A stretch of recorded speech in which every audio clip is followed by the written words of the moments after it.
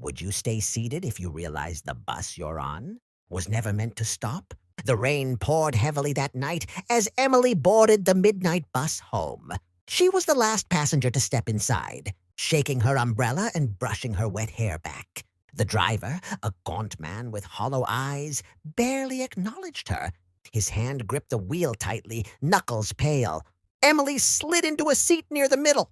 The bus smelled of damp leather and something faintly metallic, like rust. Only two other passengers sat quietly at the back, faces obscured by shadows. Their heads hung low as though asleep.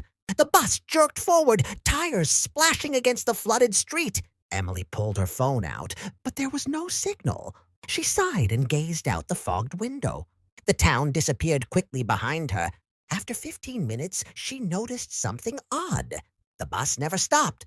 No one rang the bell, no one got on or off, and yet the driver pressed on, faster than before. Emily leaned forward.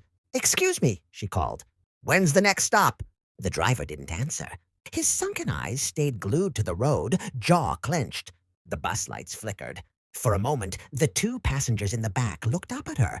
Their faces were pale, lips blue, eyes sunken as if drained of life. Emily's chest tightened. She blinked.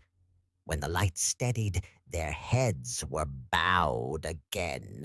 Trying to shake off the chill creeping up her spine, she pressed the stop button.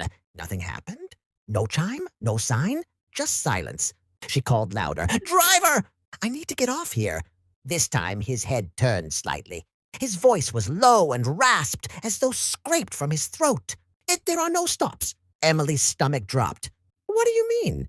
There have to be—" "No stops," he repeated, eyes catching hers in the mirror. For the briefest second, his reflection didn't match his movement. His mirrored face smiled, though his real face remained stone still. Emily's pulse raced. The bus was moving faster now, tearing through endless stretches of road. But the scenery outside wasn't familiar anymore. No stores, no houses, not even street lamps, just a long, endless highway cutting through blackness. She grabbed her bag and hurried to the back to check on the other passengers. Their skin was clammy to the touch. One's wrist felt ice cold. She gasped. No pulse. Suddenly, both lifted their heads in unison. Eyes glassy white, mouths parting to whisper, "Stay seated!" Emily stumbled backward, heart pounding. She tried the door, but it was locked tight. The emergency window wouldn't budge. The bus was no longer a vehicle. It felt like a prison on wheels. She stormed to the driver, voice shaking. "Stop the bus right now!" The driver's voice was calm, almost mocking. "You boarded the midnight bus. It doesn't stop for the living." Her blood ran cold. "What are you talking about?" "You weren't supposed to be here." His eyes in the mirror gleamed unnaturally. "But now that you are—" You'll ride like the rest. The bus groaned as if alive, the floor vibrating beneath her feet. The aisle stretched impossibly long, seats multiplying, filled with more shadowy figures that hadn't been there moments ago. Each passenger turned slowly, faces pale, eyes empty, all whispering in unison. "Stay seated!" Emily clawed at the door, slamming her fists. "Let me out!" The driver chuckled, a hollow sound. "There's only one way off." She spun around. The passengers were all standing now, moving closer, their whisper growing louder. Her breath came in shallow gasps. She bolted to the back, found the emergency hatch above, and scrambled up. Her hands slipped on the wet metal. But with one last desperate push, she forced it open. The freezing night air hit her like a knife.